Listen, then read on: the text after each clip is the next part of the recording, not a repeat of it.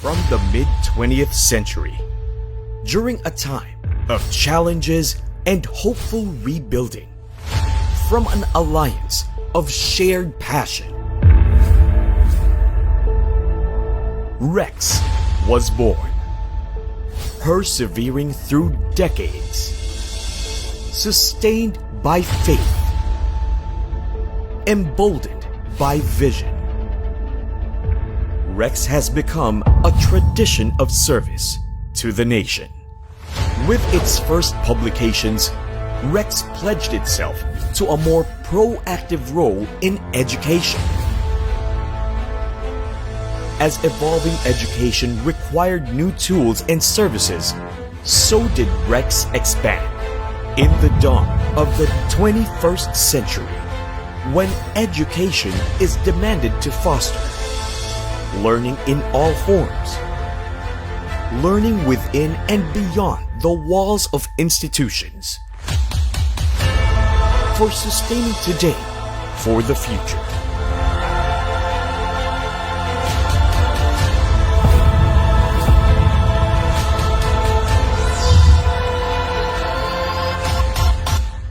We are championing education.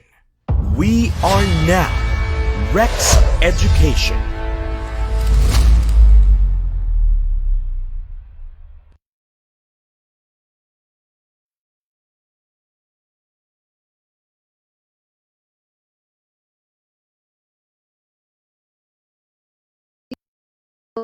Let us all welcome the best-selling Rex author, Judge Marlo Campanilla. Good evening, Judge. Uy, good evening. Totoo yan ha, best-selling. Makabilang bola mo lang ako. That's good. You may start na po. Mag-start na ako? Please naman. Sige. So, para dun sa, pero hindi, mag-preliminary muna ako. Yung ang book natin, yung Criminal Law Reviewer, Volume 1 at Volume 2. So, yung lahat ng principles to answer 1945 to 2019 bar examination andon, makikita nyo. No? Nilaro ko yan eh. Tapos updated Supreme Court decision. Actually, kulang sa updates yan, pero yung updated material, binibigay ko naman yan, libre po yan. So on top of the book, kung bibili kayo, magpapakawala naman tayo ng updated materials. I-ano na lang ako eh. Basta i-email nyo ko marlo_campanilla@yahoo.com. Mag-request kayo ng materials. Pero pag nag-request kayo, hindi siyempre immediately dadating sa inyo. Pag natapos na yung materials, bibigyan ko kayo. At saka meron akong Facebook account. Ita-type nyo lang Marlo Campanilla. No, i-like nyo o i-follow nyo para dumami yung followers ko kasi 32,000 lang yung followers ko. Eh, yung mga estudyante ko, magpo-post lang yun. 100,000 ng followers. Hindi ko maintindihan kung. Tapos, di ba may mga bagong special laws covered by the bar examination? Mga 10 yun eh. Sinama ko na, nakasama na yun doon. Na? So,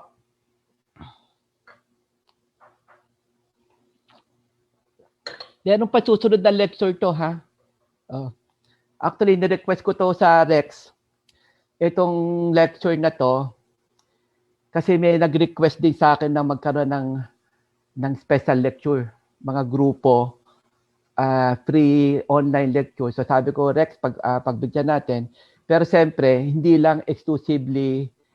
exclusive sa kanila yung lecture. Para na rin dun sa mga iba, para magkaroon, kumbaga, yung entitlement mapunta sa lahat. Although yung grupo ang nag-request nito. No? Pero meron pa susunod na lecture na free lecture na naman. So, isang advertisement na lang kung okay lang ha. Meron akong sa March meron akong online lecture pero may bayad po 'yon. No? May bayad po 'yon. 7 days. selective po siya, mga Supreme Court decision, tapos mag-a-update ako, no? At ano po, maganda po yung kung kukumpletuhin nyo yung 7 days. Magbabayad kayo ng 6 days, meron ng libreng 1 day, no? Parang 400 per day yun eh. Sa March, after ng March, magkakaroon pa ulit. Free, yung online lecture sa Zoom. Puntahan nyo yung page account ko, para makita nyo yung mga advertisement ko doon, ha? So, mag-start na tayo. So, ang lecture natin, updates on criminal prescription. This is under Article 1991 of the Revised Penal Code, no? Merong isang latest Supreme Court decision. This is the case of Lim versus People. Year number 226590, April 23, 2018. No? So preliminary lang. So according to the Supreme Court, you can object, no? You can ask for the dismiss. Kasi ordinarily, you have to file a motion to quash. Ang grounds mo is prescribed na yung crime. But according to the Supreme Court, even if you raise this issue, and that is the prescription of a crime, anytime, even during appeal, kahit na hindi ka nag-file ng motion to quash, hindi mo ni-raise nung issue, no, yung prescription during the trial. Anytime, even during appeal, pwede mo siya erase. Hindi siya waivable. Hindi siya na-waive. So halimbawa, natalo ka sa RTC, natalo ka sa Court of Appeals, inakyat mo sa Supreme Court, biglang napansin mo, prescribed na to Oh, pwede ka bang, kasi ordinarily, pag yung mga bagay-bagay na hindi mo na-raise, no? Ni-raise mo lang siya, first time sa appeal, wala na yan eh. Oh. Pero this is, may mga exception yan, di ba? One exception is jurisdiction, di ba? So anytime, pwede mong erase yan. So this is another exception. Yung prescription. Na? So, okay tayo dyan. Now, ano ba tong article, ano ba yung prescription? Kasi minsan, binabasa natin sa libro, parang nararamdaman natin, napaka-technical naman ito. No? Napaka-technical. Ganito lang po yung prescription. Kasi okay lang naman na mag-file ka ng kaso na hindi immediate, wala namang problema doon. Pero ang ayaw lang kasi ng state, yung magpa-file ka ng case beyond a reasonable period of time. Pwede ka naman mag-file kahit na late yung pagpa-file mo. Huwag lang masyadong napakatagal na, kung halimbawa, after 50 years, saka ipinail yung murder case, 50 years. Yung mga witnesses, uugod-ugod na. Yung akusado, uugod-ugod na. Pero, kasi pinail mo after 50 years eh.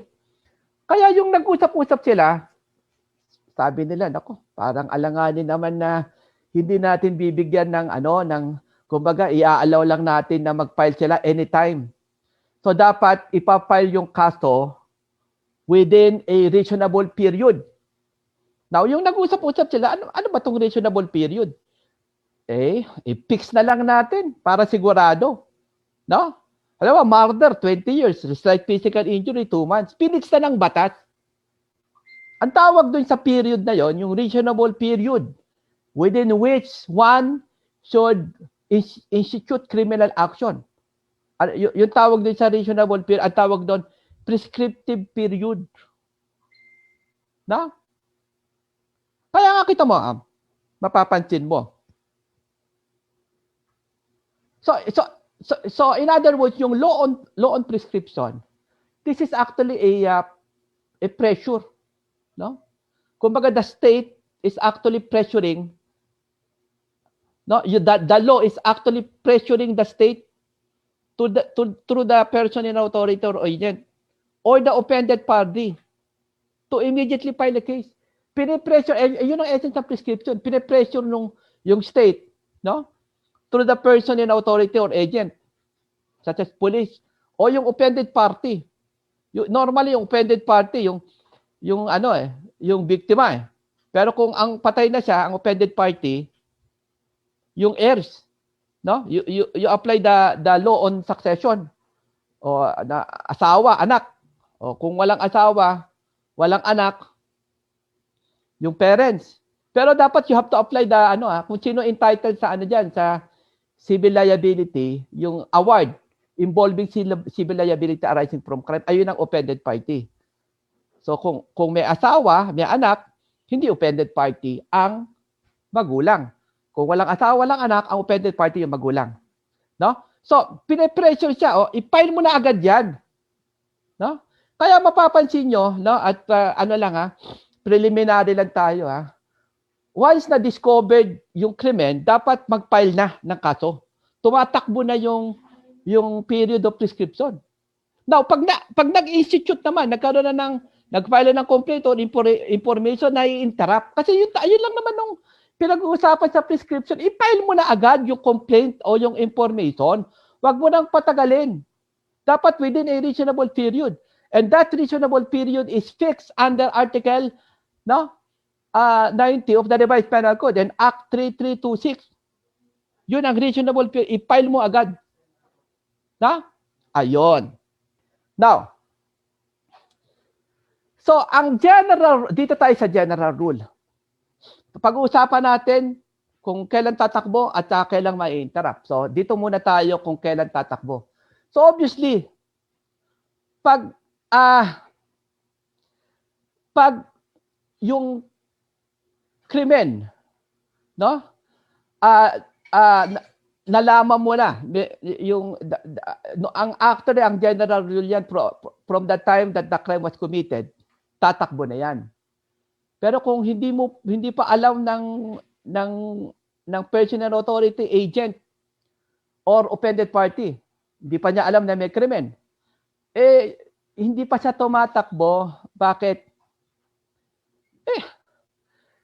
Kasi yung law on prescription, pine-pressure yung personal authority, yung state through the personal authority agent or the offended party to immediately file a case.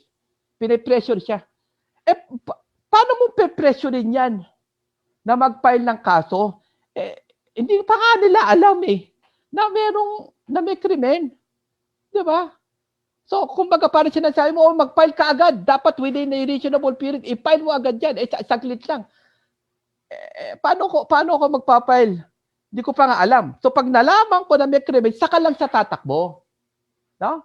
Kami, may mga tanong sa bar na a witness discovered a crime. Tapos, later on, after 20 years, pumunta lang po ako ng Amerika na-witness ko po yung pagpatay. Saan nilibing? Ito po, tinuro, dyan po nilibing. Meron pa ako video, kompleto sa ebidensya. Tinago ko pa nga yung baril So, ang tanong, prescribed na ba? Kasi penal after 20 years. The witness is not a personal authority. The witness is not an agent of a personal authority. The witness is not an offended party. And therefore, hindi tumakbo yung period of prescription. Tatakbo lang siya upon discovery of yung nireport sa police. Police kasi agent of a personal authority, doon lang tatakbo yung period of prescription. So okay tayo dyan. Now, may mga time, if you will consider the letter of Article 91 of the Revised Penal Code, tatakbo yan, yung krimen, tatakbo yung period of prescription upon commission or discovery of the commission of the crime. Ayun yung letter. Pero may mga time kasi that the Supreme Court is taking into consideration the spirit that giveth life rather than the letters that kill it. Ang tinitingnan yung spirito, hindi yung letter. Kasi pag kinonsider mo minsan yung letter, it goes against the spirit of the law on prescription, magkakaroon ng absurdity. So, isa-isahin natin. So, for example, kung if the crime is a continuing crime, this is actually the case of Arquez versus Bellasilia. No, this is GR number L1779, June 29, 1948. No? Halimbawa, yung crime is a continuing crime. Ano kasi sa river, nag-install siya ng may mga dike, no? Bawal 'yon under the law. Kasi dapat kumbaga, dapat yung mga tao magamit yung river para mag-navigate sila. Nilagyan mo ng mga dike hindi nila magamit. Kaso pinail yung kaso after 4 years. Sabi niya prescribed na to. Ang prescriptive period 4 na taon lang Pinail mo after 4 years kaso sabi ng Supreme Court kasi pag tinignan mo yung Act 3326, ganun din yan, discovery yan commission or discovery. Alam nyo na, nagtayo ka ng dike dyan, dapat pinail mo na. Pero ano sinabi ng Supreme Court? Considering that the crime is continuing, no? The period of prescription will commence to run upon the ending of the continuing character of the crime. So in other words, hanggang you are committing the crime, hindi tumatakbo yung period of prescription. Kasi pag tinektekal mo yan, i-consider mo yung letters. Tingnan mo yung letters. Alam mo na, di ba? Nagtayo ako ng dike nagtayo ka ng dike Pero Supreme Court, hanggang hindi natatapos yan. Kasi although pinail yan after 4 years, andun pa rin yung dike which is a continuing violation of the law. Halimbawa ganito, no? Hino-stage mo yung tao. Pare, January 1 ngayon, 2020. No? Hino-stage kita ngayon. Yun. Now, after 20 years, nakawala yung biktima. Nag-file ng kidnapping case. Sabi nung akusado, di ba yung kinidnap kita, binanggit ko yung date? Oo. At sinabi ko, hostage kita, kinidnap kita, di ba? Kinalaro ko sa iyo yun. Oo. So alam mo na kidnap victim ka. Sir, alam ko. Prescribe na. Kasi dapat pinail mo yung kaso within 20 years. Napamura yung nagalit yung biktima. Napamura, putang ina. Paano ako makakapag-file ng kaso sa'yo? Nakakulong ako. Di ba? Kasi pag tinektikal mo yung, sige, tektikalin natin. Consider natin yung letter ng Article 91 of the Revised Penal Code. Tatakbo na. Kasi alam mo na. Di ba? Kinidnap kita. Sinabi ko pa sa iyo yung date mo. Kailan kita kinidnap Alam mo na. Pag kinonsider mo yung Article 91, tatakbo na yun. So in other words, the Supreme Court considered the lack of capacity. No? So you have to consider the capacity to institute. Kasi nga, pinipressure mo mag-institute, hindi naman pwede mag-institute kasi nakadetain nga siya No?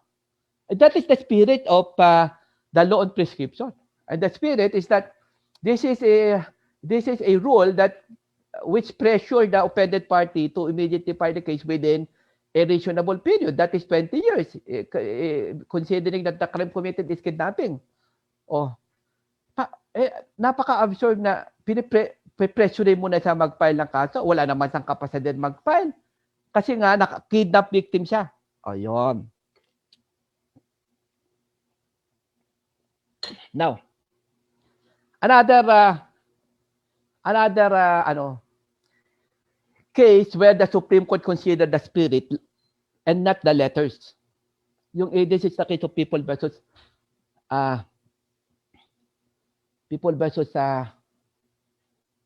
Maneha.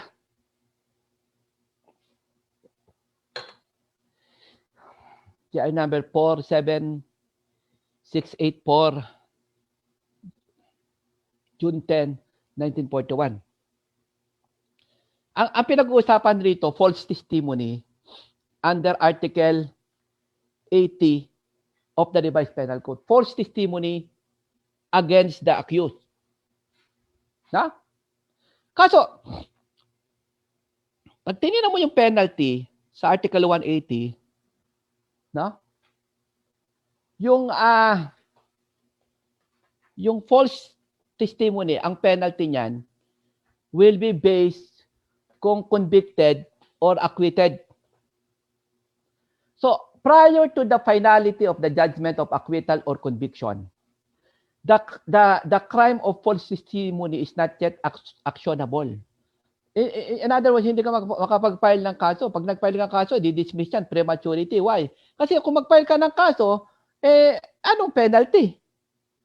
No? So, hindi siya actionable. No?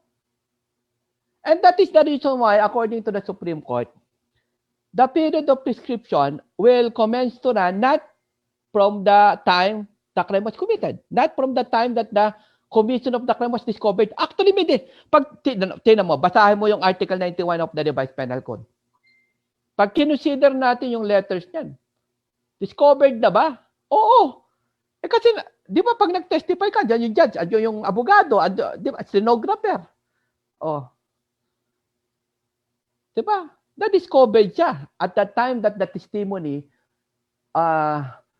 concerning untruthful matters was made. And yet, the Supreme Court did not consider the letter of Article 91. What was considered is the spirit. Paano mo pe-pressurein? Kasi ang spirito niyan, no? Pine-pressure yung offended party na mag-file ng kaso. Paano mo mape-pressure yan? Hindi pa pwede mag-file ng kaso. Na? Now, binanggit ko yung Lim, no? Lim versus People kanina, di ba? At meron kasing old case yung Reyes case, no?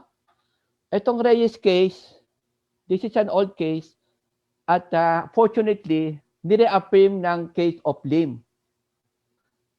Sandali lang. Bago tayo pumunta rito sa Lim, balik muna tayo dun sa false testimony. Maiksi lang to Alam mo yung pinag-uusapan yung dun sa Maneha case, false testimony against the accused under Article 80. No? Halimbawa, ganito sitwasyon, false testimony under Article 81. That is false testimony in favor of the accused. O tsaka yung false testimony in a civil case under Article 82. O false testimony in other proceedings such as administrative case. Article 183 of the Revised Penal Code. Ito mapapansin mo yung false testimony in favor of the accused, false testimony in a civil case, false testimony in an administrative case, the penalty will not depend on the result of the proceedings. So at the time that you made a false testimony, the crime is already actionable. So ang tanong, will you apply the Maneha principle if what is involved is prescription of a crime of false testimony in favor of the defendant in a civil case, in favor of the accused in a civil case or administrative case? You will not. Kasi actionable na siya at that time that the false testimony was made. That is also the opinion of Justice Florence Regalado. That up to now, yung grade sa bar examination yan is unbeatable. Napakagaling na justice. Now, so balik tayo sa Lim. Nung Lim kasi, di ba binagkat ka rin GR number niya, nire-affirm niya yung Reyes principle. May mga time kasi na ang pinalsify mo is yung deed of sale. Pinalsify mo yung deed of sale. Usually kasi, pag nag-falsify ka ng deed of sale, alang naman habang pinapalsify mo, nakaharap yung may-ari. Yung signature ng complainant. Ito, pinapalsify ko yung signature mo, di ba? So usually, pag nag-falsify yan, hindi alam na complainant ng biktima. Ngayon, deed of sale. Binenta yung property. Ni-registered sa di ba hawak niya yung title eh. Tapos deed of sale pineke. Halimbawa, yung kapatid mo, tol, nasa Amerika ako, hawakan mo tong deed of sale. No? Hawakan mo yan. O yan. Ginawa ng kapatid, pinalsified, hawakan mo tong title pala, I'm sorry. Nasa Amerika ako, hawakan mo tong title.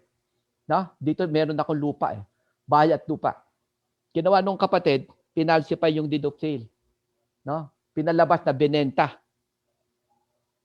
So, at the time that he falsified the deed of sale, for obvious reason, hindi alam ng kapatid niya. Alam sa sinabi niya. No? Tol, kung halimbawa, immediately when the deed of sale was falsified, no?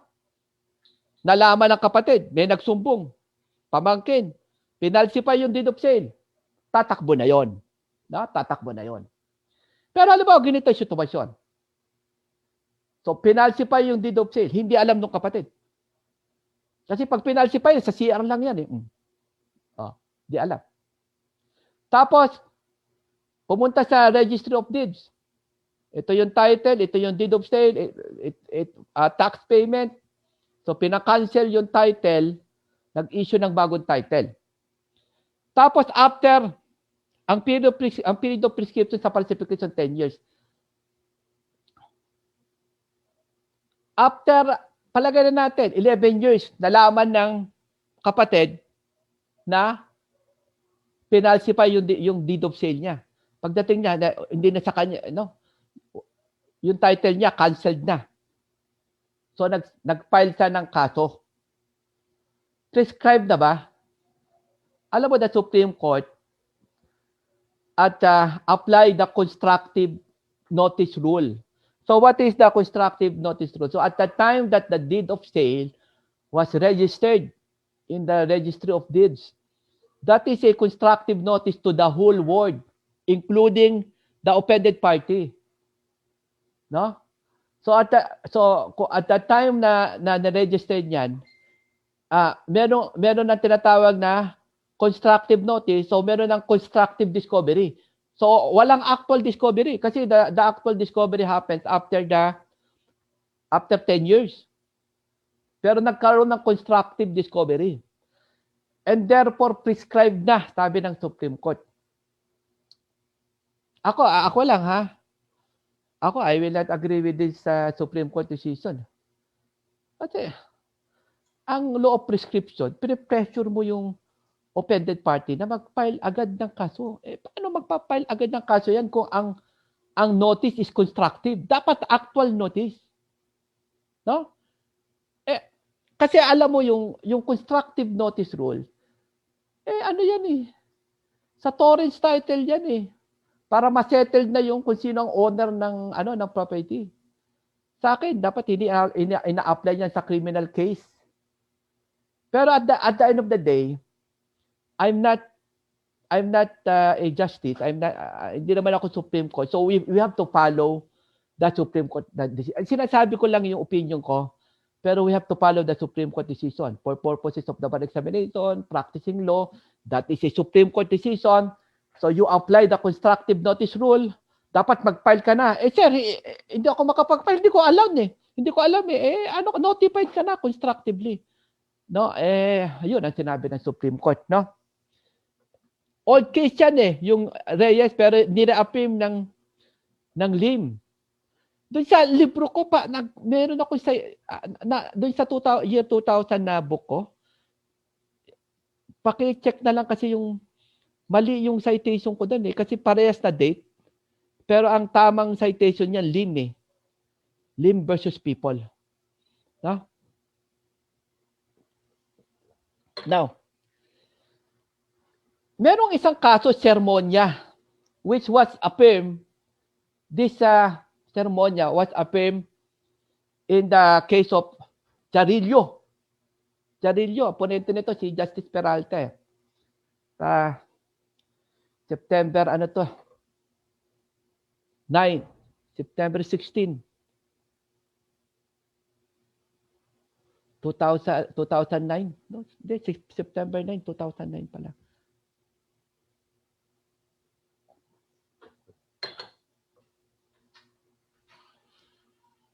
Parang po. GR number nito. Babay mo na, GR number. So, yung, kung halimbawa ganito, nagpakasal ka, tapos, nagpakasal ka ulit for the second time. So, ang bigamy kasi, ang period of prescription niyan, bigamy,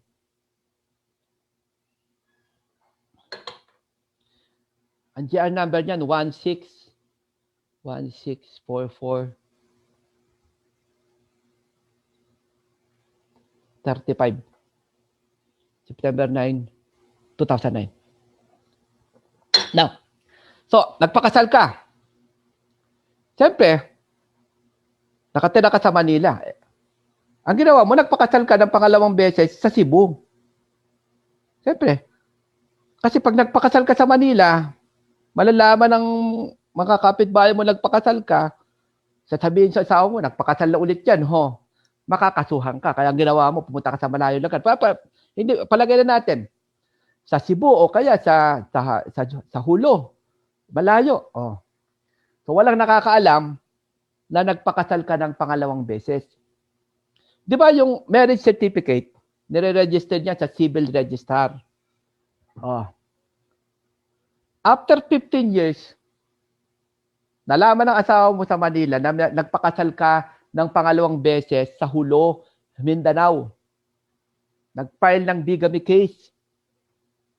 Now, ang argumento ng akusado, we apply the res principle, no? Reaffirm in the case of limb, constructive notice. So at the time that the marriage certificate was registered in the civil registry, no, there is a constructive notice to the whole world, including the offended party, that yung nga nagpakasal ng pangalawang beses yung asawa. The Supreme Court rejected the argument. According to the Supreme Court, the constructive notice rule is not applicable to registration of marriage contract. Bakit hindi applicable? Kasi yung constructive notice rule nasa Torrens title system, di ba? Torrens system, no? Nasa ano yun sa law na yung property registration law.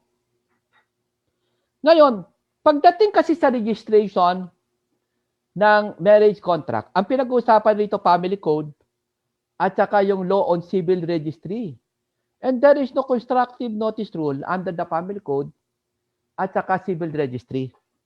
So the Supreme Court rejected. So hindi pa sa prescribed. Hindi pa sa prescribed. So okay na tayo dyan. So dito muna tayo sa interruption. Now, under Article 91 of the Revised Penal Code, may interrupt yung running of the period of prescription upon filing of a complaint or information. Complaint or information. No? Now, in the case of people versus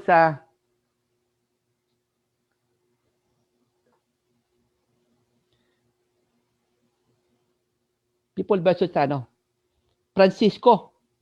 This is GR number 45674. May 30, 1983. Dito, no? 1983. In the case of people versus Francisco, ano sinabi ng Supreme Court? Ang pinag-uusapan dyan, slight physical injury. In-interpret niya yung Article 91. Sabi ng Supreme Court, nakalagay ito complaint or information. No? So sinabi ng Supreme Court, there are two kinds of a complaint. No? Number one, complaint affidavit to be filed with the fiscal, ombudsman, for preliminary investigation. Saka complaint involving yung mga ano, 'di ba, yung mga crime na yung mga private crimes that 'di ba? Complaint to be filed in court for trial on the merits. No? So dalawang klase ang complaint eh. Kasi nakalagay sa 91, filing of complaint or information. Hindi naman sinabi filing of complaint or information in court. So kailangan magkaroon ng interpretation. Eh sinabi ng Supreme Court, dalawang complaint eh. No? Yung pinapile sa fiscal for preliminary investigation saka yung pinapile sa korte. No? Di ba pag acts of the sea business, dapat complaint yan, hindi dapat information yan. So, the law did not make a distinction between a complaint to be filed with the fiscal for preliminary investigation and a complaint filed in court for trial on the merits. So, if the law does not distinguish, the court must not distinguish. And therefore, the filing of a complaint for preliminary investigation with a fiscal or ombudsman or the filing of a complaint or information in court for trial on the merit will interrupt the running of the period of prescription. Di ba, in-explain ko na sa inyo na yung law on prescription, pinipressure yung offended party na mag-file agad. So pag nag-file siya na agad sa fiscal, sa korte, interrupted na. Kasi yun lang naman pinag-uusapan doon eh. No? Yun lang naman pinag-uusapan doon.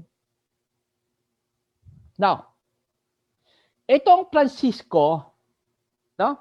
Kasi yung rules on criminal procedure, ni-revise yan eh, December 1, year 2000. No? So when they revise yung criminal procedure on December 1, year 2000, yung ni-revise nila, they adopted the Francisco Doctrine. No? Basahin mo yung libro ni Herrera. Na yung revision, yung Section 1, Rule 1110 of the Rules on Criminal Procedure, adopted the Francisco Principle. Kaya ang nakalagay doon, yung institution. Di ba? What is a criminal institution of criminal action? Di ba pag nag-file ka ng complaint for preliminary investigation sa fiscal, that is institution of criminal action. O, di ba? Oh. So magkakaroon na. Yung institution of criminal action will interrupt the running of the period of prescription. No? So, inadopt na yung Francisco. Now, in the latest case of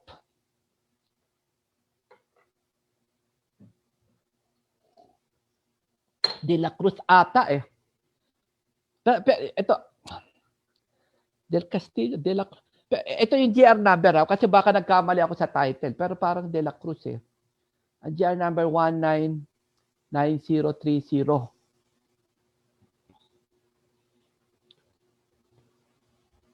June 27, 2018.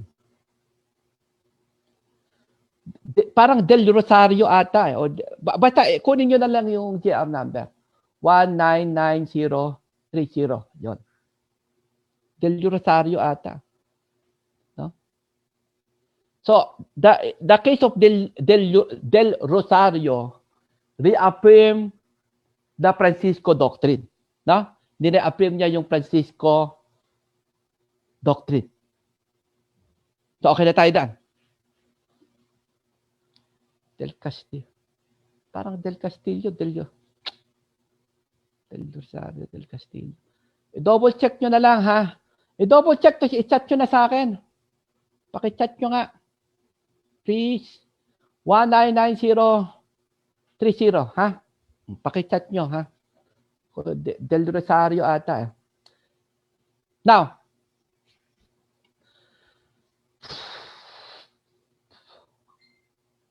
I'm sorry, ang nag-reaffirm pala ng Francisco Lim. I'm sorry, no?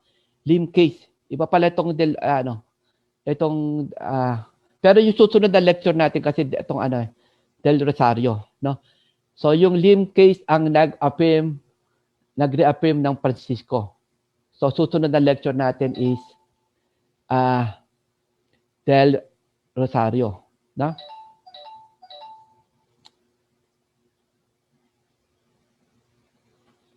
So, dito tayo sa Act 3326. Act 3326. No? Act 3326. So, pag yung kanina, yung discussion natin sa Article 1991 of the Revised Penal Code, felonies yun. Kung ang pinag-uusapan natin, violation of a crime, punishable under special law, or violation of ordinance. So, Article 1991 of the Revised Penal Code is not controlling. The governing law is Act 3326. Act 3326. Ayun. So i-discuss natin yung commencement tsaka interruption. So dito muna tayo sa commencement. Commencement. So pag-usapan natin yung binanggit ko na no? Del Rosario, no? 199030 2018 to. June 27, 2018. Okay tayo ito. Now, itong Del Rosario, diniscuss ng Supreme Court yung blameless ignorance doctrine. What is this blameless ignorance doctrine? Under this blameless ignorance doctrine, the statute of limitation, the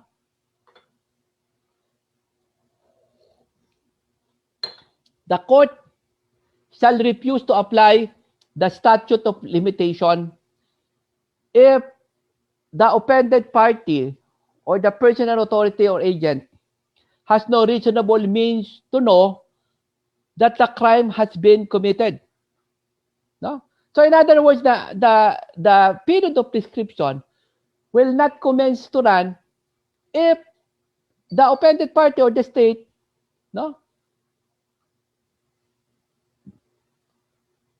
has no reasonable means to know that the crime has been committed. Kasi kung bakit untitled blameless ignorance doctrine? Hindi in-explain na Supreme Court, ako na mag-explain sa inyo. Bakit untitled blameless ignorance doctrine? Kasi pag ignorante ka, ignorance, di ba? Ignorante ka that the crime has been committed. Hindi mo alam, ignorante ka that the crime has been committed. You should not be blamed for not filing immediately the case within a reasonable period of time fixed by law, which is called period of prescription. Hindi ka pwedeng sisihin. Hindi mo alam na may krimen So, bakit ka magpapile, paano ka magpapile agad ng kaso kung hindi mo nga alam? Bakit ka i-blame? Prescribed na yan Sandali lang, wag mo kong sisihin dyan. Wag mo akong i-blame dyan. Ignorante ako na you committed a crime Hindi ko naman alam yan ayun yung blameless ignorance doctrine. Ang isang in this case of Del Rosario, the Supreme Court discuss yung Desierto case, yung Dicini case, yung Gutierrez case, itong discuss, itong mga kaso na to na nasa discussion ng Del Rosario, ang pinag-uusapan rito yung behest loan. Ano ba yung behest loan? Yung word na behest, order ng hari, ayun yung behest So pag sinabi mong behest loan, in-order lang ng higher authorities, for example, the President, Land Bank, Ito. Kasi during the Marcos time, although I'm not saying that talagang si Marcos may mga behest loan pero para maintindihan nyo lang yung ng todo-todo. may mga writers, no, I'm not saying na may evidence na totoo yung sinasabi ng mga writer. May mga writer na sinasabi na Marcos adopted the crony capitalism. So under the crony capitalism, no, yung mga crony niya, yun ang magpapasok sa mga negosyo, mga telepono, eroplano, ganon, no?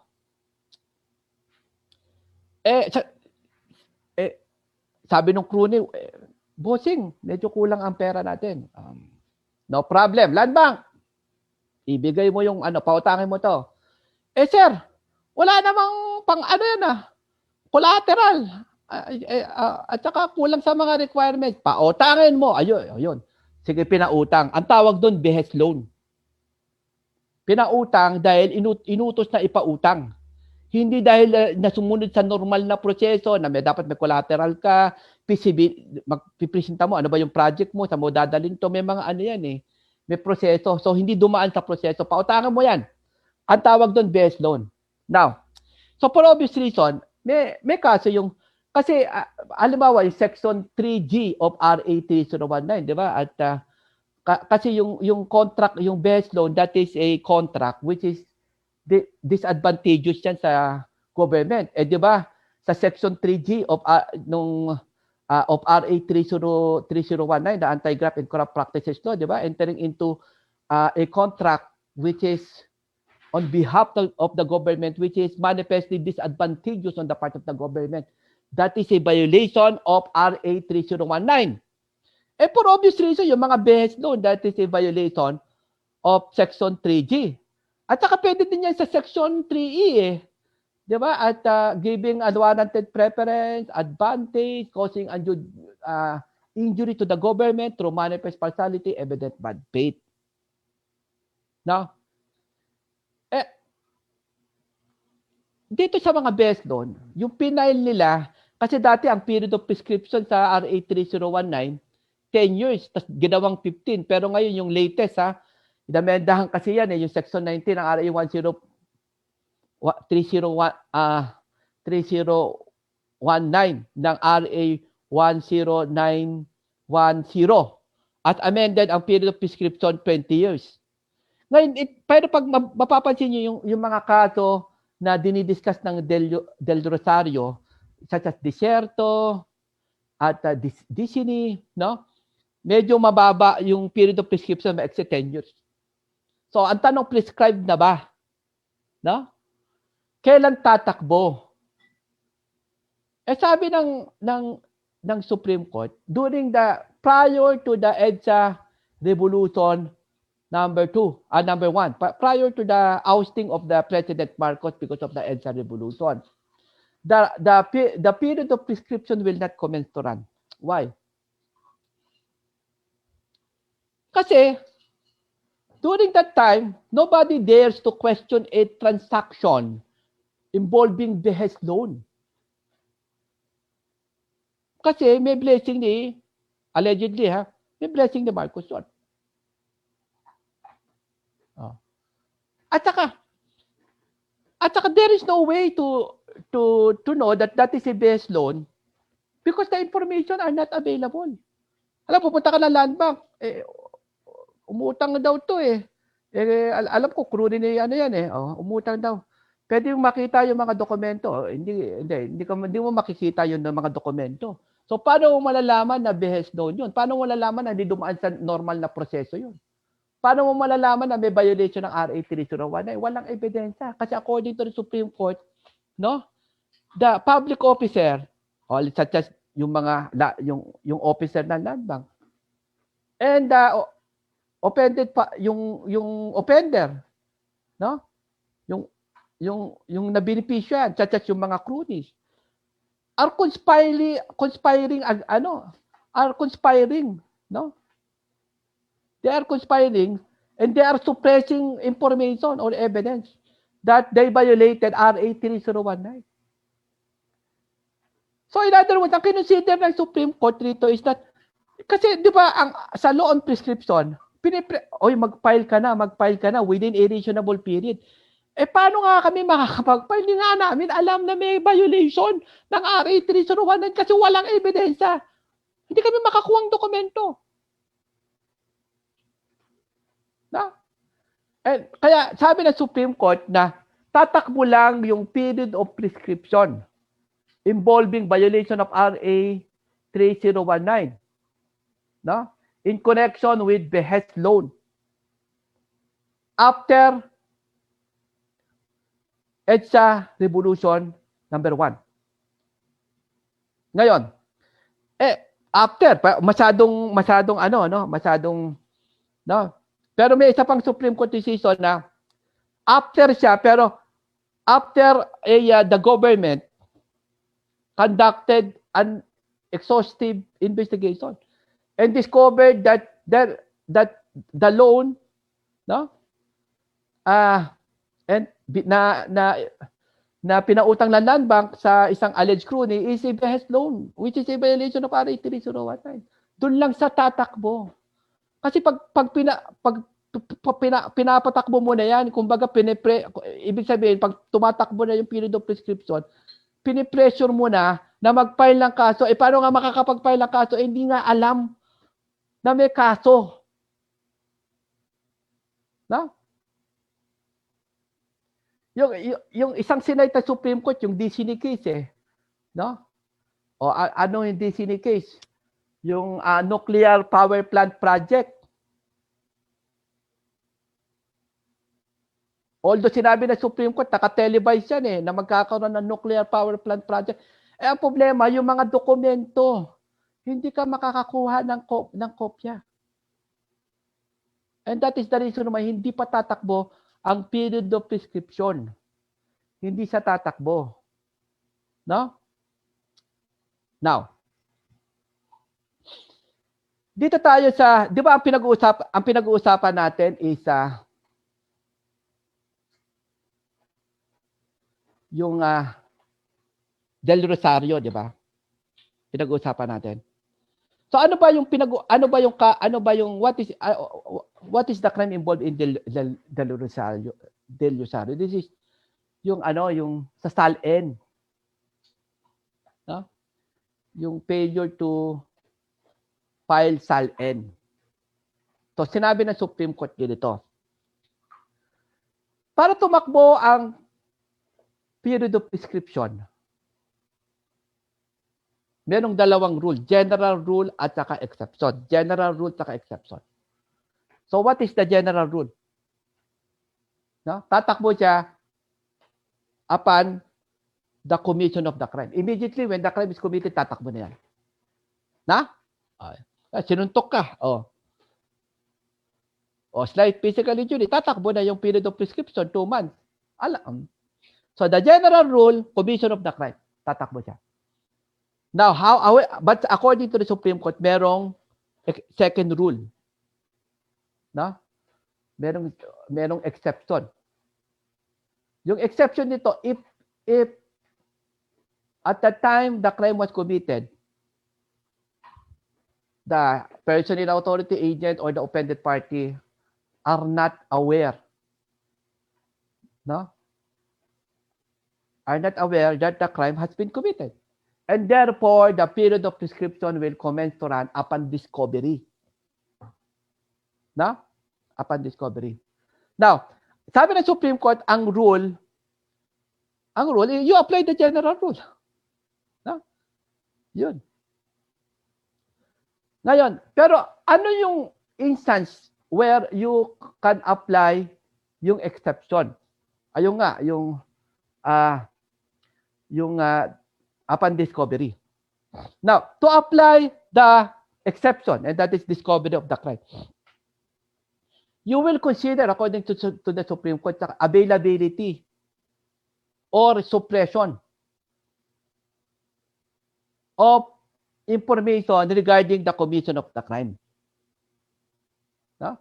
Kasi yung during the time ng Marcos, hindi available yung mga information regarding behest loan. Sinusuppress yung information regarding behest loan.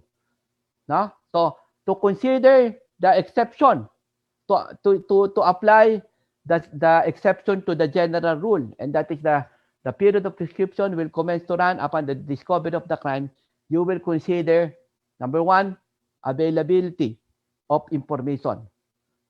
regarding the commission of the crime. Or, number 2, suppression of information. No? So, availability tsaka suppression. No? Eh, sabi ng Supreme Court, under the law, ang SALN is accessible to the public, available to the public, at walang suppression. Available at hindi siya nakasuppress. And therefore, the period of prescription will commence to run from the date of the commission of the crime.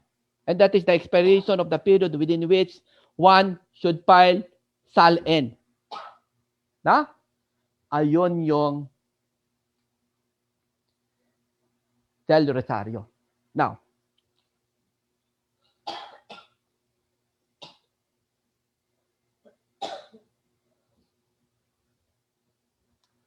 tubig.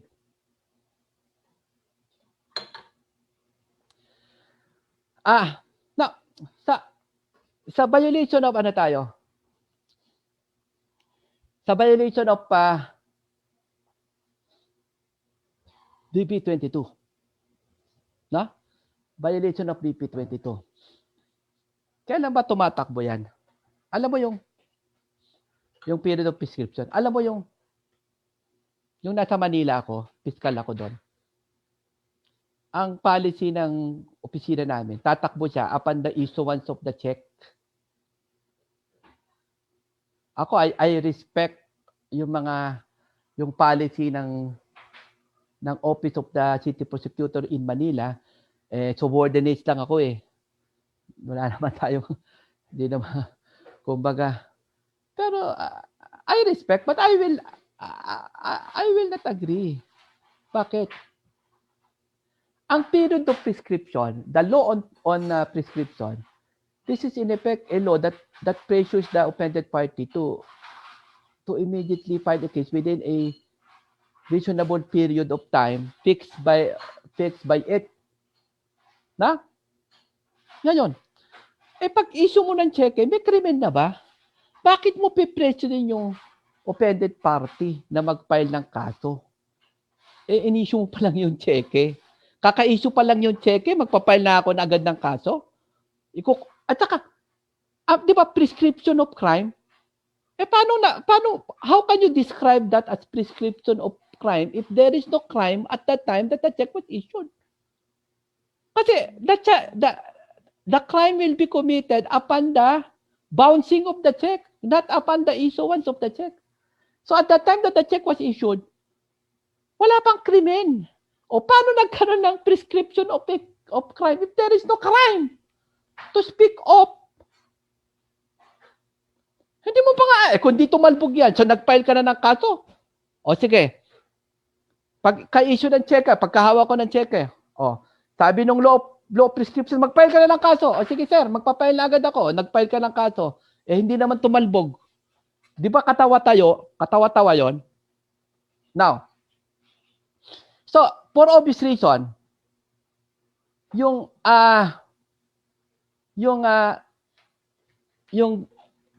date of the issuance of the check should not be considered as a factor that will trigger the running of the period of prescription for violation of PP 22. Malabo po yun. Wala pang krimen eh. Ba't na prescription of crime? Wala pang ang krimen. No?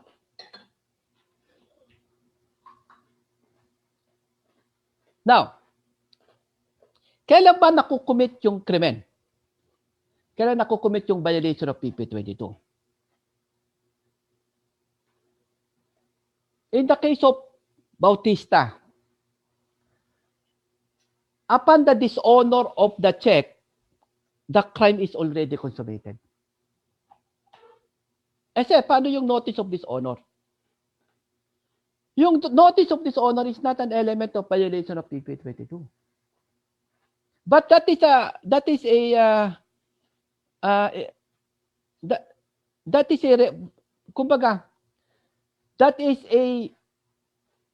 an indispensable requisite to file a case. Kasi prior to the receipt of the notice of dishonor and the expiration of the 5 banking days from receipt of dishonor, hindi ka pwedeng mag-file ng kaso. Madi-dismiss siya, no? Not because the elements of violation of PP22, an element of violation of PP22 is not present. But simply because magkakaroon ng violation of due process of law. Why? Kasi yung batas kasi binigyan ng opportunity yung drawer not to prevent criminal liability to prevent from being prosecuted for violation of PP22 by making good of the check, no, within 5 banking days from receipt of the notice of dishonor. So pag walang notice of dishonor, you are depriving the accused of due process of law. No? Kaya kita nyo ha, kaya yung notice of dishonor hindi sa element yung ng violation of PP22. Kasi pag halimbawa walang notice of dishonor, pag nag-file ka ng madi-dismiss nung kaso not because the prosecution failed to prove the elements of violation of PP22, but simply because there is deprivation of due process of law.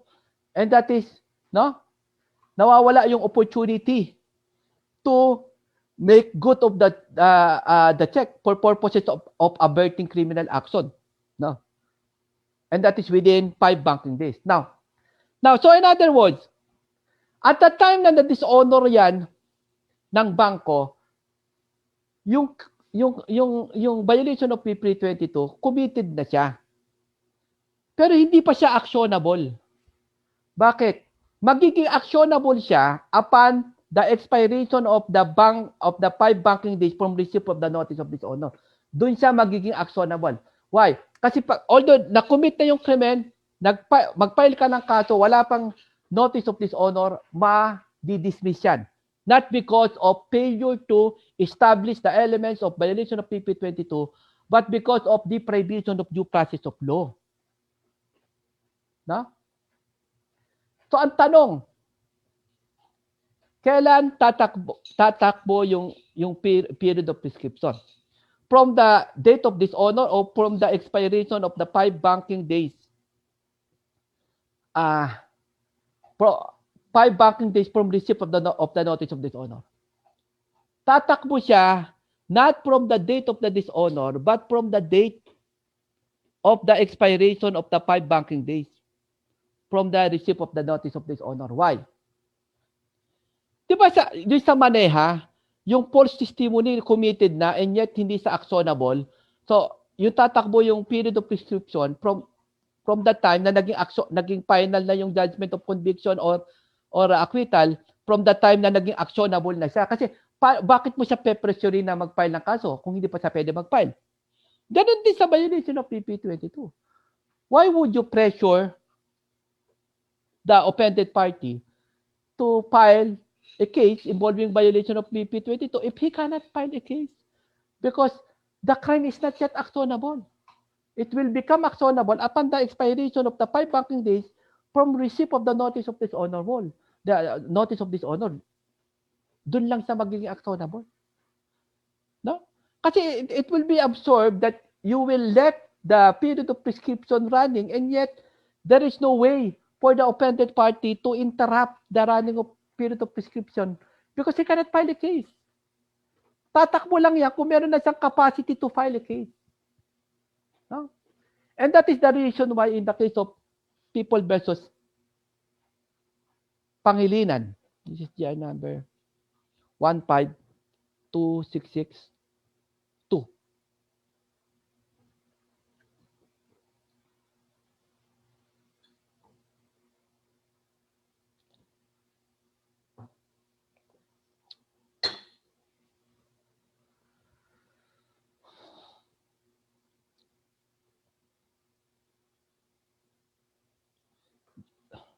Parang June 13, 2012. Pangilinan. The Supreme Court said that the running of the period for prescription for violation of BP 22 will commence to run in the year where the complainant received the notice of dishonor. Ha? So, okay na tayo dyan. Now, dito tayo sa interruption. Dito tayo sa interruption ng period of prescription. Now, involving an offense punishable under special law. So, ang pinag-uusapan rito is Act 3326. This is the case of panagiton,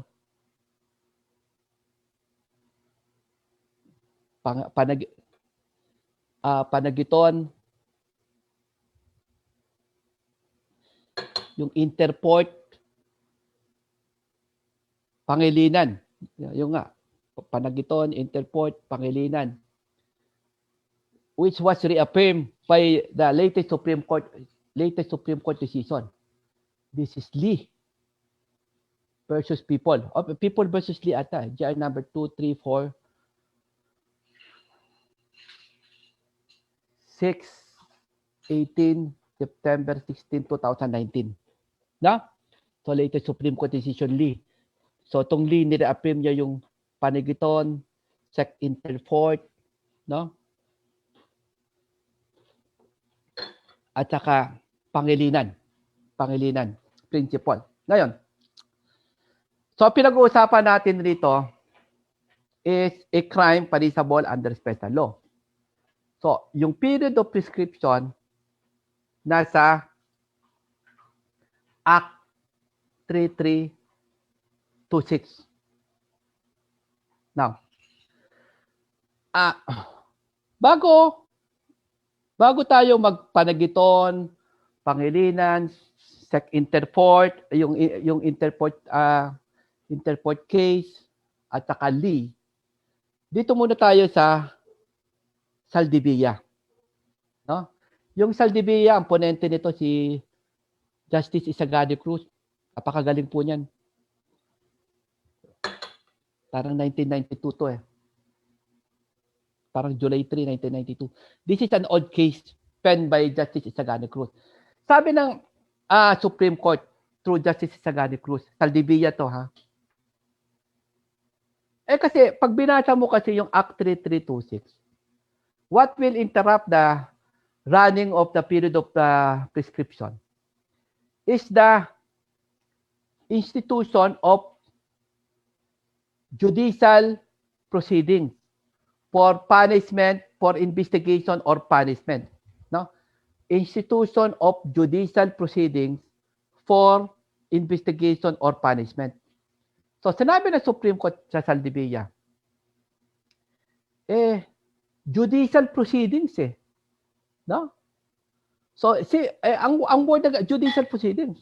So, to interrupt the running of the period of procedure, to interrupt the running of the period of prescription, no? It is important that there must be a filing of a complaint or information in court, no? Kasi judicial proceedings So, the filing of a complaint for preliminary investigation with the fiscal office or ombudsman will not interrupt the running of the period of prescription. Why? Because the proceedings, the preliminary investigation is not a judicial proceedings. So that is Saldivia, 1992.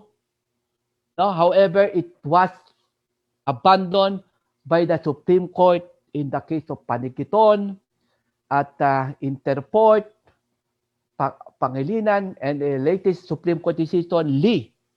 Yung Lee, this is 2019. No? September 16, 2019. No? 234, 618. No? Bakit niya inabandon yung Saldivia? Bakit niya inabandon yung Saldivia? Ganito po. Kasi yung Act 3326 was approved on December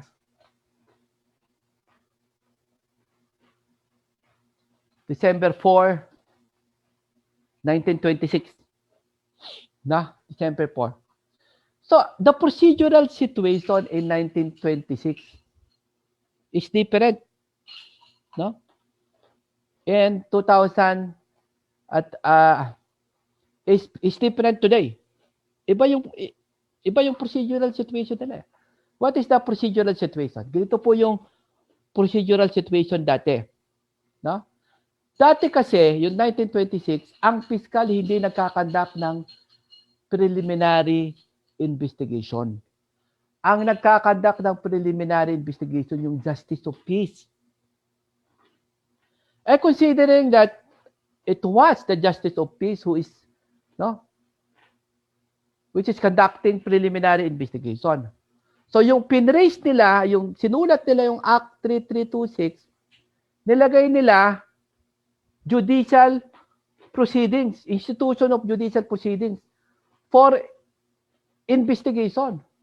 Ano yung ibig sabihin yun? Ano yung ibig sabihin institution of judicial proceedings for investigation? And that is the filing of a complaint for preliminary investigation with the Justice of Peace. Ano naman yung institution of judicial proceedings for punishment? That is the filing of a complaint or information in court, Justice of Peace at court of first justice, judge of the court of first instance for trial on the merit. Ngayon, sabi ng Supreme Court, ngayon kasi yung present judicial setup is now different. In the court, the judges are not authorized to conduct preliminary investigation. Kahit na yung MTC, hindi na pwede. Ang nagkakandak na yung fiscal. And therefore, because of this, judicial proceeding should be interpreted as administrative proceedings and judicial proceedings. So the judicial proceedings mentioned in Act 3326 should be interpreted as administrative proceedings for investigation and judicial proceedings for punishment. Now, what is the meaning of institution of administrative proceedings for investigation? That is the filing of a complaint for preliminary investigation with the fiscal or ombudsman. Now, what is the institution of judicial proceedings for punishment? That is the filing of a complaint or information in court, MTC, RTC, Sandigan Bayan, for purposes of trial on the merit. So in other words, the filing of a complaint for preliminary investigation, with the fiscal or ombudsman or SEC, what is involved is violation of yung law on yung security and exchange law, that filing of complaint will interrupt the running of the period of prescription. Kaya nga, according to the Supreme Court in the case of Pangilinan, ang sinabi ng Supreme Court, whether the crime is punishable under the Revised Penal Code or whether the crime is a felony punishable under the Revised Penal Code or an offense punishable under special law, the filing of a complaint for preliminary investigation with the fiscal will interrupt the running of the period of prescription.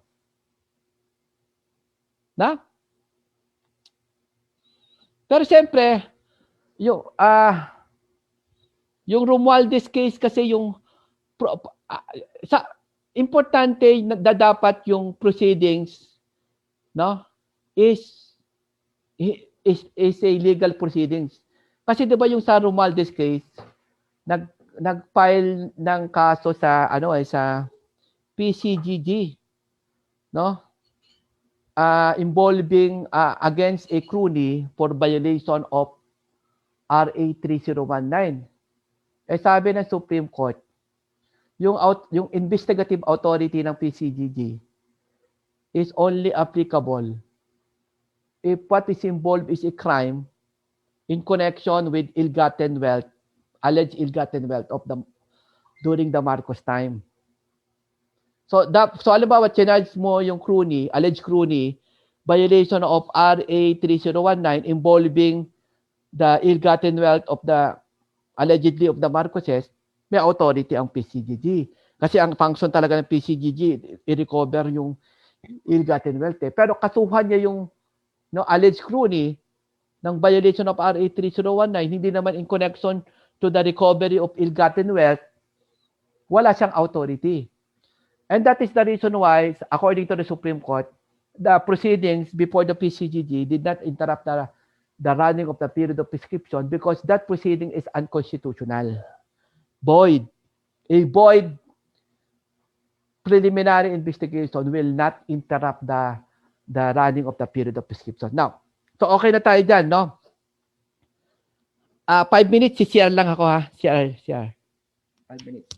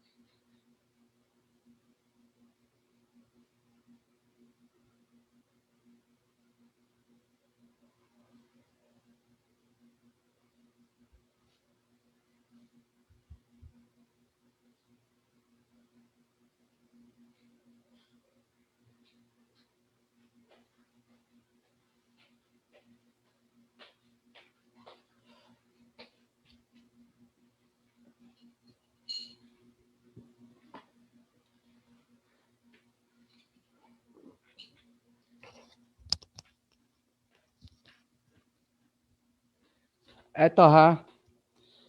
Dito tayo sa Jadewell. Kasi yung, di ba, binabangkit ko yung latest Supreme Court decision, yung Lee. Yung Lee, di ba? 2019, di ba? Yung Lee case. September 16, 2019. Binanggit niya yung Jade, diniscuss niya yung Jade naging issue din yung Jadewell.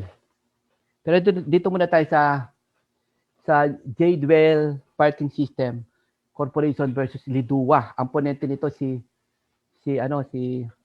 Justice Leonem, GR number 169588, October 7, 2013. Ang pinag-usapan natin dito, violation ng ordinance. So yung violation ng ordinance, ang period of prescription niyan,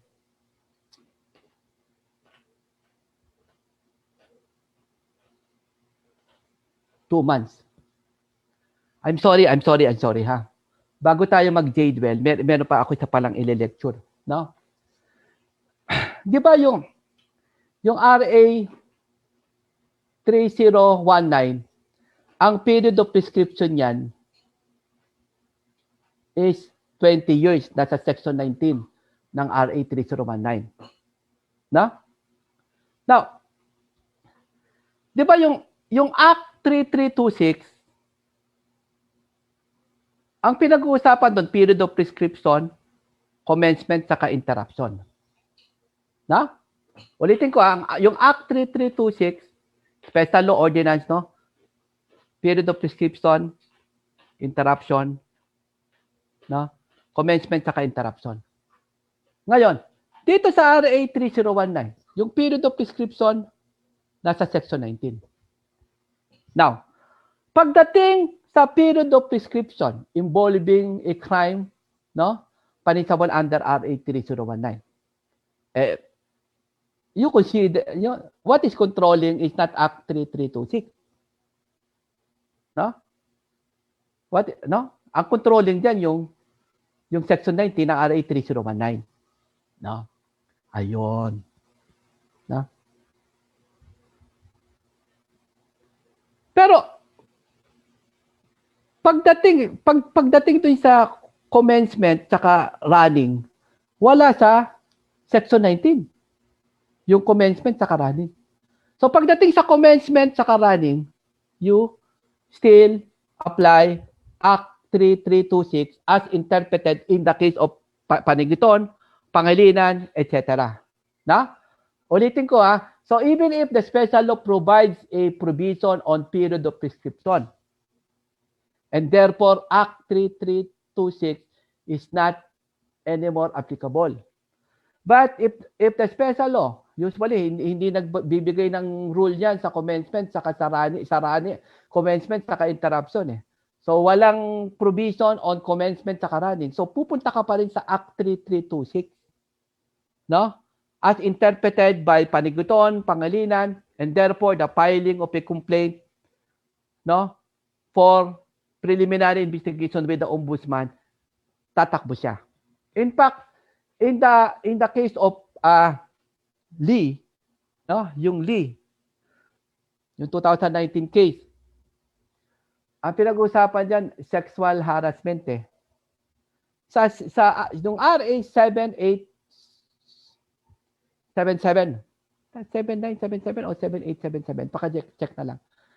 Merong provision yung sexual harassment law na ang period of prescription 3 years. Pero wala namang nakalagay doon kung kailan siya magko-comment at saka kailan siya may interrupt. So you will still apply Act 3326 on commencement and interruption as interpreted by Supreme Court decision, such as panigiton, pangilinan, no? So yung Lee, na?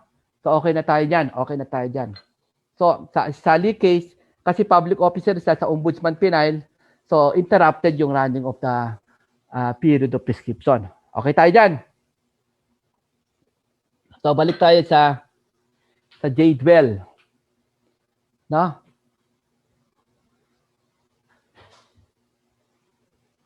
Jadwell 169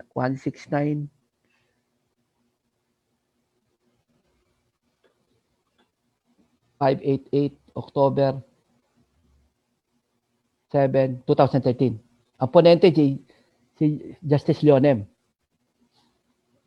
Ang pinag-uusapan dito 2 months period of prescription sa violation of ordinance. No? Kasi penal yung complaint for preliminary investigation sa fiscal within 2 months. Pero yung information penal after nung 2 months. So kung i-consider mo yung filing of a complaint for preliminary investigation involving violation of ordinance, no, with the fiscal, kung tumatakbo, kung interrupted na, hindi prescribed. Pero kung i-consider mo yung filing ng information sa korte as a factor that will interrupt the running of the period of prescription, prescribed na. Na? Ngayon, ang sinabi ng Justice Leonem, no? Kasi pag ordinance, Act 3326 din Alam mo, the Supreme Court through Justice Leonem affirm the Saldivia principle. In-affirm niya. Sabi ng Supreme Court is that, no, ang words na ginamit nun, judicial proceedings and therefore, no, filing of a complaint for preliminary investigation with the fiscal, that is not a judicial proceedings and therefore it will not interrupt. And second, the the rules on criminal procedure, section 1 or rule 110, no? 'Di ba? Pag nag-file ka ng complaint sa fiscal, that is criminal institution of criminal action, so it will interrupt. It's not applicable because this is covered by the rules and summary procedure. No? Ngayon, ako I respect Justice Leonem, I respect the Supreme Court. Pero ibibigay ko lang yung view ko. No? Pero siyempre, Supreme Court decision yan. Pero at least kasi okay din na binibigay natin yung view natin kasi baka later on in the future, alam ko naman rito, minsan yung may mga estudyante tayo na nagtatrabaho sa Supreme Court, baka ma-re-examine itong, so, baka lang, pero in future, maulit na naman yan kung pwede naman i-affirm ulit. Pero ito lang yung view ko. No? Ito lang yung view ko. Number 1, parang alanganin siya eh. Bakit? Kasi whether it is special law or ordinance, ang pinag-uusapan Act 3326. Act 3326. So, pag special law, abandon yung saldibiya. Interpreting Act 3326, no? So, the Act 3326, ito may saldibiya, di ba? Act 3326, ito yung saldibiya. No? Pag special law, abandon yung saldibiya.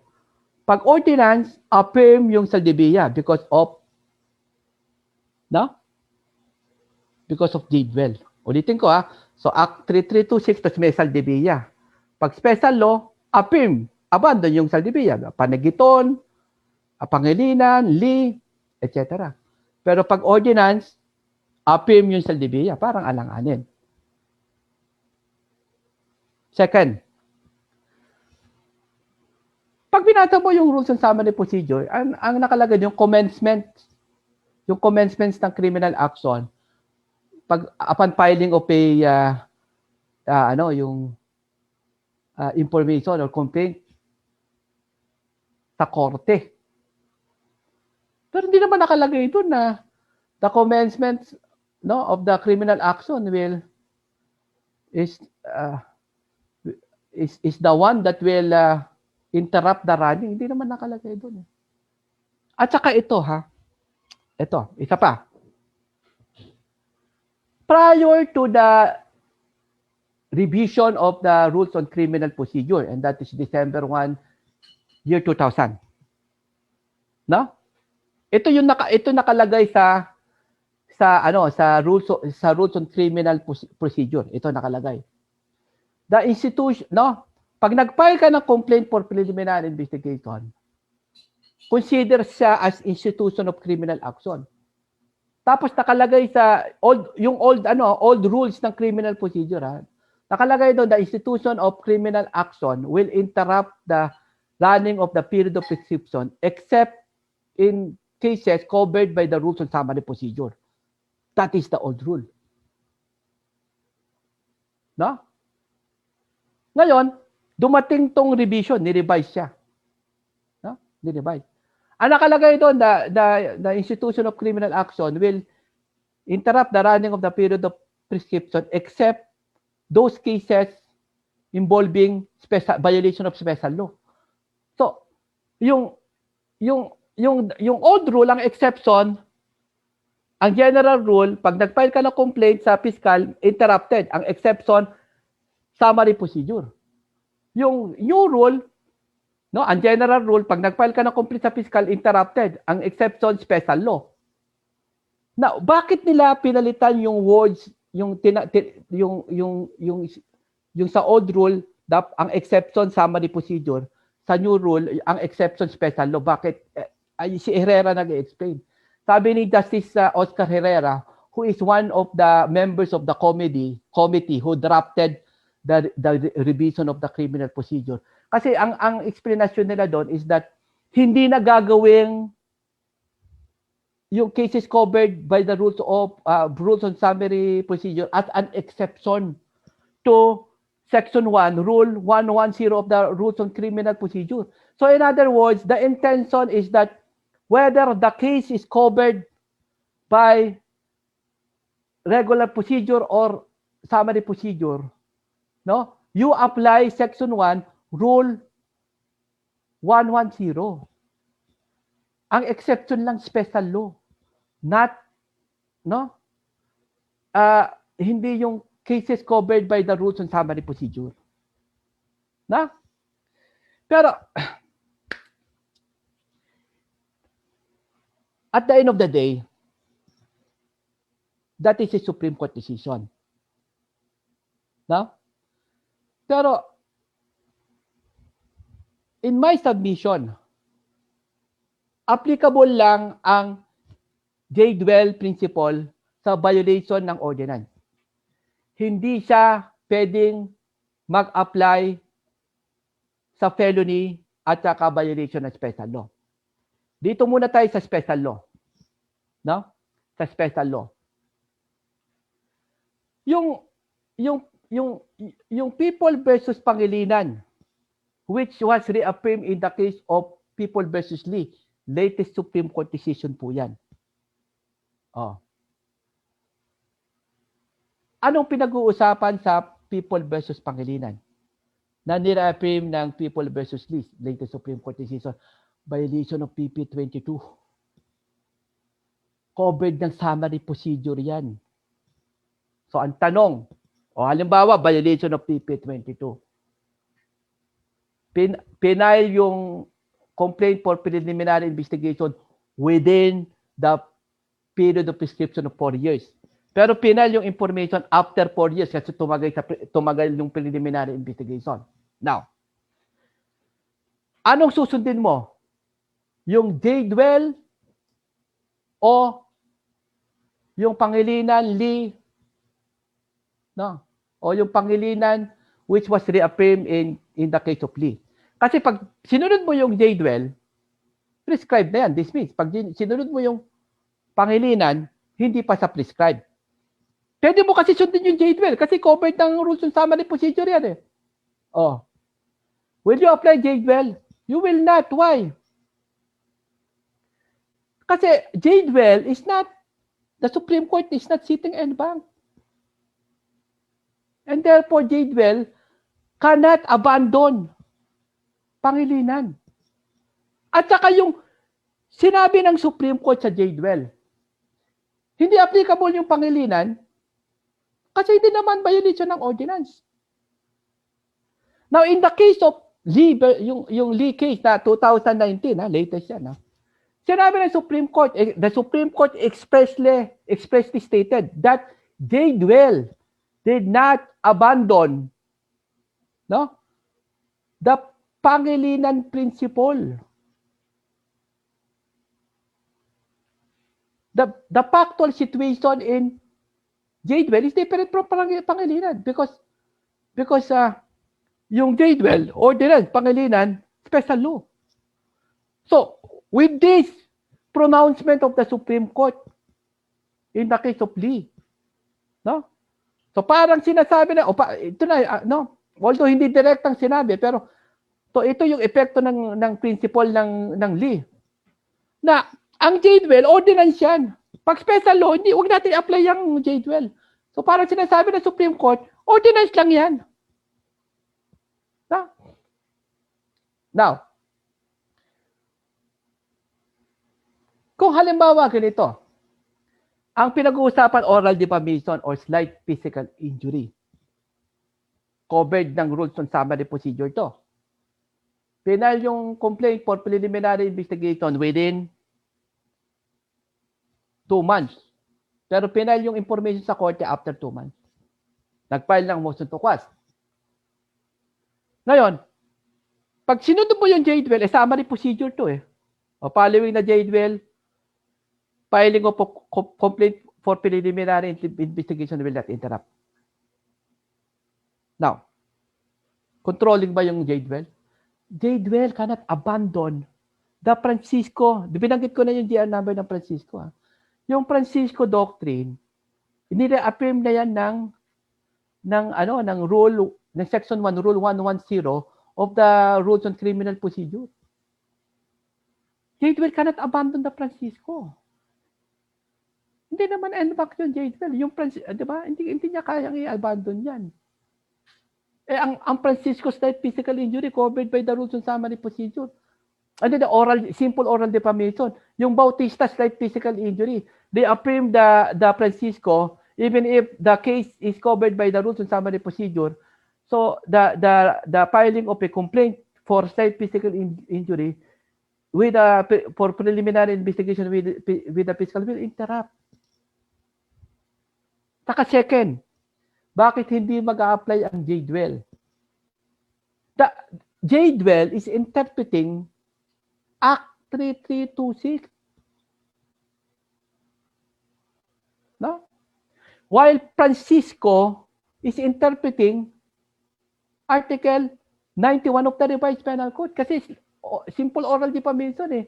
So how can you apply a principle by the Supreme Court interpreting Act 3326 to a case which is not governed by Act 3326? And that is simple oral defamation. This is subject to Article 91 of the Revised Penal Code. No? So under Article 91, no? Babasahin mo yung Article 91. Oh, nakalagay ba doon na ang slight physical injury is not covered by Article 91? Nakalagay ba doon yung oral defamation is not covered by Article 91? Can the rules on summary procedure issued by the Supreme Court amend Article 91 of the Revised Penal Code? Depende. Prescription substantive yan eh. No? Pero ito for purposes of, isa-summary ko na lang para for purposes of the bar examination, ganito yung strategy. No?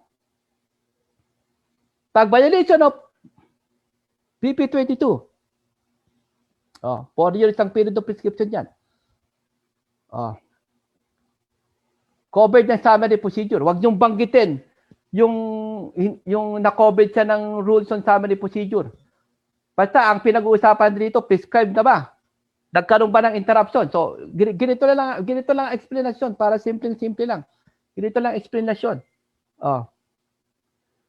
So, under Act 3326, the 4 years period of prescription, the running of the 4 years period of prescription will be interrupted by the institution of judicial proceedings for investigation or punishment.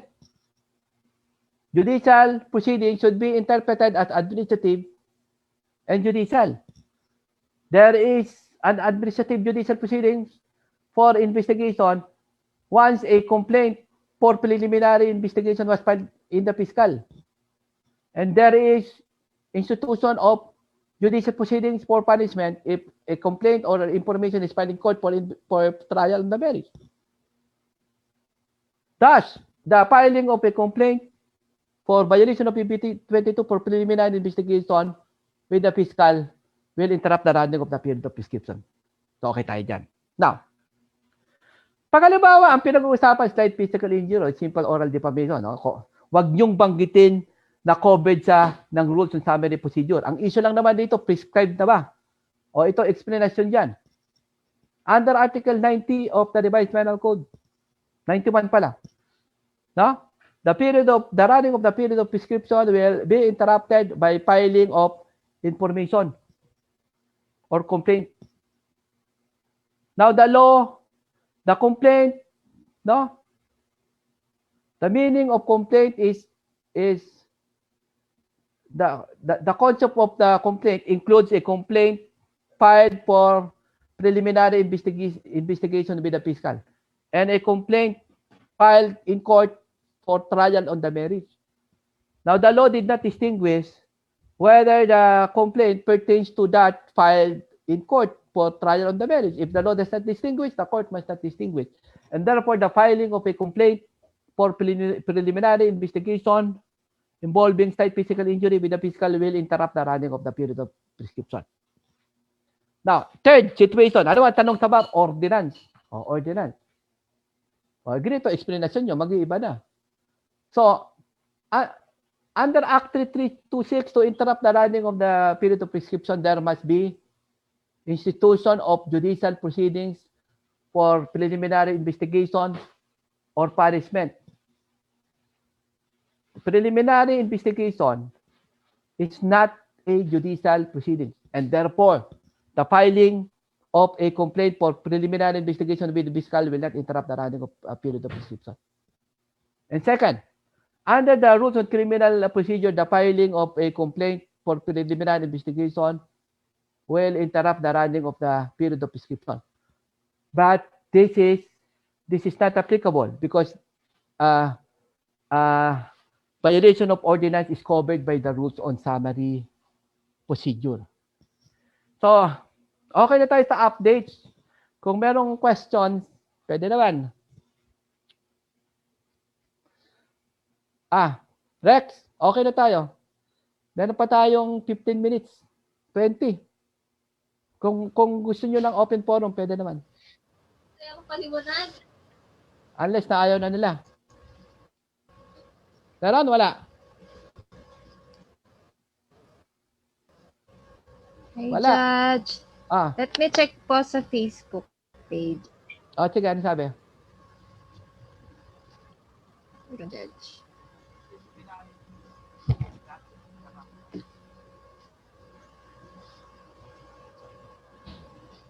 Titignan ko sa Facebook. Yes, Judge. Paano ko makikita? Ito na nga. Actually, Judge, puro thank you and yes. Nasa na? Yung questions. Ano ba yung question? Ako, hanapin ko ha. Saan ba yung...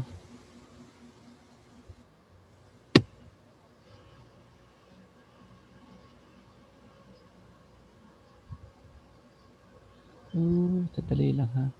Nalito na ako ha.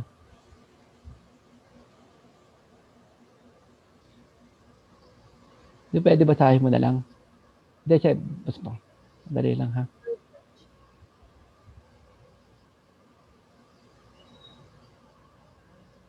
Page filter. If you have questions po, kindly comment na lang po on our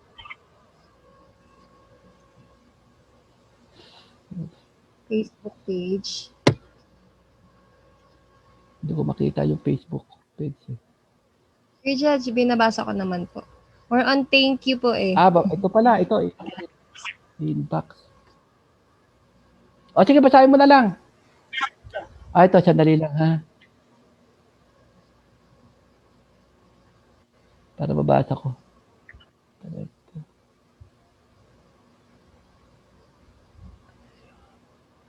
Ayun.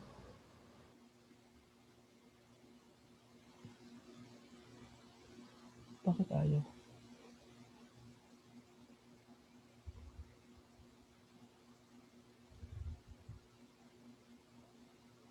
Basahin mo na lang nga.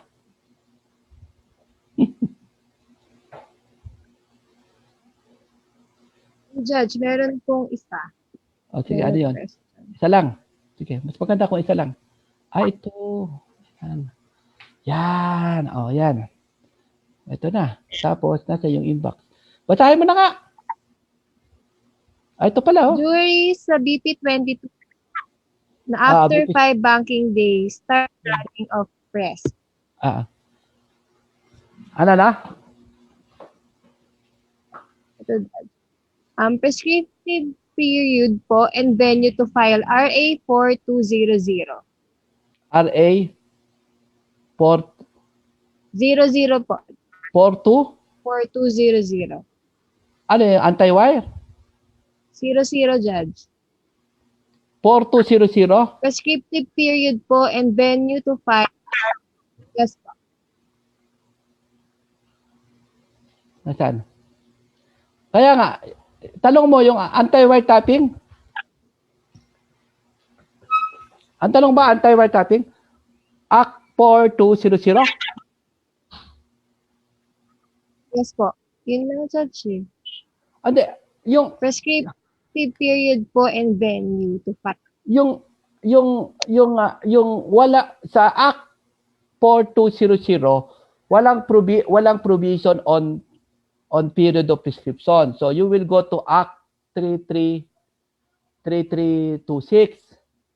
Ngayon ang penalty niyan, ang alala ko hanggang hanggang 6 years. No? Sa Act 3326, pag 6 years or more, 12 years yung period of prescription. Ang problema ang pinaka penalty niya, yung pinaka maximum penalty 6 years eh. Oh. Ang nakalagay doon 6 years or more. So papasok siya doon sa phraseology ng 6 years or more. No? So 12 years. Now, ganoon din, pag nag-file ka ng you follow the case of Pangilinan, Lee, Panigiton, no? Pag nag-file ka ng complaint for preliminary investigation, interrupted na yan. You will not apply the Jadwell principle. Kasi yung in the case of Lee, sinabi ng Supreme Court, no, ang Jadwell applicable, no? Ang pinag-uusapan doon ordinance. So pag hindi ordinance, you will not apply Jadwell. Yun ang sinabi, latest Supreme Court decision at Lee, 2019 yan. O ano pang tanong? Okay na tayo doon? O wala nang tanong? Tayo tayo magpahinga. Judge. Ano mo na? Ano mo na? Winding up ka na. Bibili kayo ng book ko, ha? Saka ako, yung mga magbabar, meron akong 7 days lecture. Makikita niyo yung talent ko doon. Ha? Makikita niyo yung tunay na talent ko pag inatanan niyo yung 7. Kung may talent ako, ha? O, yun. Okay na? O, ano na? Sige na. Pack up na. Yes po. Magsasalita ka. Hindi na. On that note, we have come to the end of to everyone who joined us this evening, thank you for learning with us and for choosing Rex to be your partner in learning. See you all on our next bar lecture. Thank you po and good evening. Thank you po, Judge. Meron tayong, susunod na, pre-lecture natin? March, i-announce mo sa kanila. March, Parang wala pa po tayong final. Wala pa. O, March 5, Judge. Yung page account ko, ha? Kasi yung pala sa Facebook. Ang okay lang, 32,000. No? Pakidagdagan nyo na lang, ha? Please. Minsan na may mga updates ako pinopost ko doon. Ha? Bye-bye. Thank you po. Thank you, Judge. Salamat.